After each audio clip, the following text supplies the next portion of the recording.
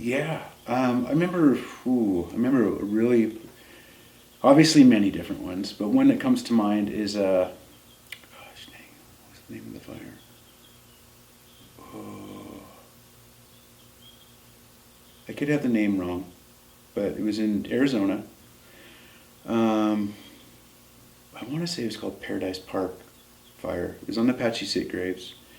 We were flown out to go spike out and prep an area for burn with Payson, and just us two crews out there. And this was probably 2002, I think 2002, and we were prepping this kind of a trail system. You know, they kind of want, definitely miss tactics. Least impact possible, which we always try to do. It's funny to have to tell you that, but we're always trying to do as minimal as we have to suppress the fire anyways. But yeah, we were working off this trail system. We were going to prep it, and then there was kind of inside our division there was kind of this big kind of a mesa top mountain. It's probably, I don't know, 800 feet tall, or so.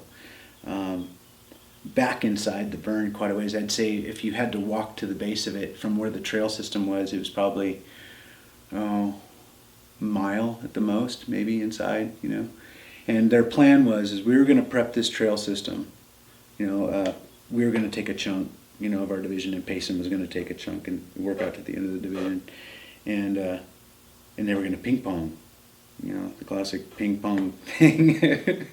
And they were going to ping pong this mesa top and kind of bring it down and let it kind of bleed off the top of it. And then we were going to hand light, once the fire kind of was brought down off the top of that mountain and up. And so, we spent, gosh, I want to say we spent 2 days prepping, snagging, it was in timber,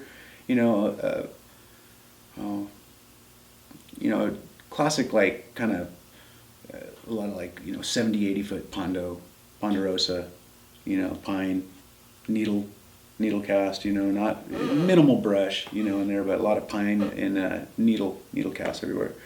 And anyways, we spent, a lot of snagging, a lot of bug kill type stuff out there. So we were kind of doing 2 days of cleaning out the trail, snagging the line, and burn show's ready to happen.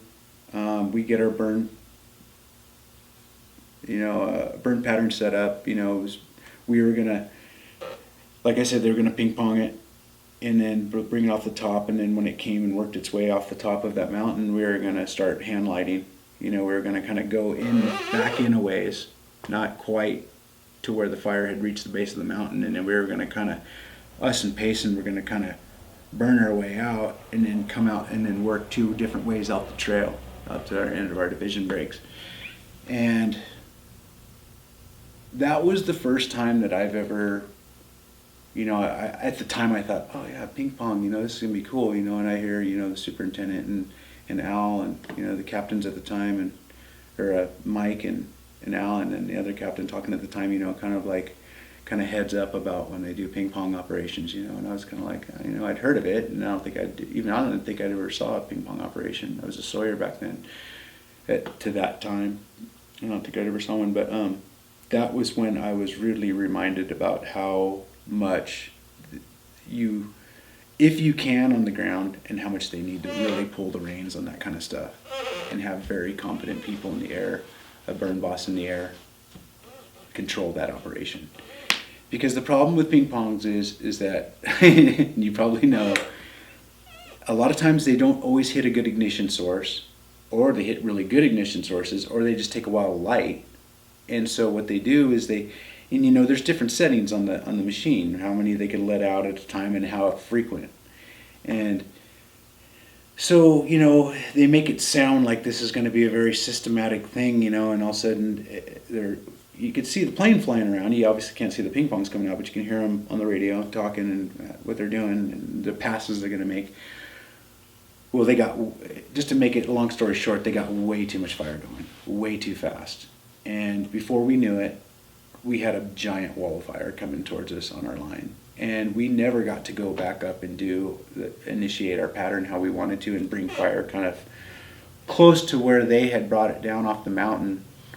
We basically were forced into running up and down our line to try to defend what we had and hold what we had, and basically splitting off each other and running with torches both ways and trying to just hold this trail. And it was, to me, I mean, for lack of a better word, it was insane. It was controlled insanity. But we did so good. I mean, it was amazing. We had a pretty intense wall of flame coming at us. It stood up in the crowns. We had a running crown fire coming at us. And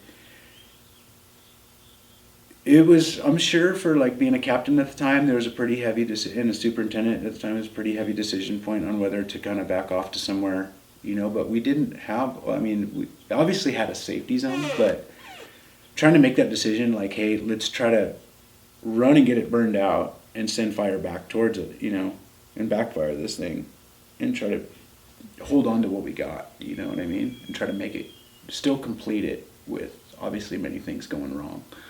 So obviously, after they got too much fire going, we retreated back to our pattern, or our trail, split off each other, ran with torches to get at least just the line burned out, We had so many spot fires. We had spot fires just starting from radiant heat, just from, just from trees being so hot, just starting stuff on the other side of the line from just such insane radiant heat. I'm talking like, we had like anywhere from 50 to 60 probably, like from spot fires the size of a large pizza to like, 10 by 50s and stuff like that. Well, we ended up holding on to it, picked it up. We were picking up spots until, probably 10, 11 at night. And then we got a 70-acre slop, and us and Payson picked that up in the middle of the night.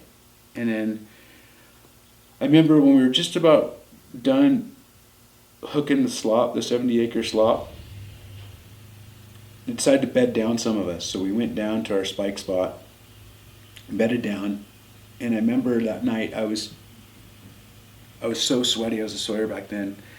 I stripped down completely, like, you know what I mean? I was like, my clothes were just completely wet. So I was like stripped down completely naked. I was like, I'm going to sleep naked in my bag and dry my clothes out. Well, I woke up I was probably asleep for like an hour. And I woke up to the division straight over my face like this, yelling at me to wake up. And he was just hysterical. He was just freaking out. He was like, everybody's got to get up. Yeah. He didn't even go to the captain. He just started finding crew members. And he's like, you got to wake up. We got a spot fire. And the spot fire is like literally like we're just probably like from where we were sleeping is probably like 70 feet away. And it was like maybe 100 by 100, moving around through the needle casts and stuff. And so we just all jumped up and I probably got into my clothes in like, a minute. I was like, so we all just kind of started getting, filtering in and started cutting line around this thing. We caught it, we ended up working till probably about, pretty much till it got daylight, So, probably an hour of sleep with, 50 to 100 spot fires during the day, hooking a 70-acre slop over, to picking up going to sleep, picking up another 100 by 100 probably spot, that probably got missed or something, I don't know. And then and then we were supposed to come out the next day, and I guess I have some pretty classic pictures and some of my old pictures of us sitting around all our gear when it's ready to be slung out, we're getting ready to get flown out the next day, and just the classic look on people's faces of just an awesome 2 days of battle. It was pretty exciting. It was fun. It was a really fun shift. Everything was done really safe, though. You know what I mean? It was cool. It was a really fun shift. But one of the things that kind of made it pretty cool to hear, is like, I guess from camp, that when everything was, when that wall of fire was coming at us and the ping pong operation got out of control, well, the column was just super gnarly looking. And I guess they took some pictures from camp. And then the crews that were coming in, they thought we were, because we kind of lost communications with some people, and they thought that that there might have been some, possible burnover. They didn't know what was going on really, because they kind of lost of communication there for a little while. And Gila and some other crews came in, some Region 3 crews, Hotshot crews came in to replace us in the morning, and they saw like what we held on to, and they were like, man, they didn't know what happened to you guys in camp. And then later when we came back to camp, they showed us some pictures of what it looked like from camp, where we were. And they were just like, all the crews were like, man, amazing job holding on to this. They thought it was just gone, so it was like one of those pretty epic shifts. It was fun. The kind of stuff you do it for,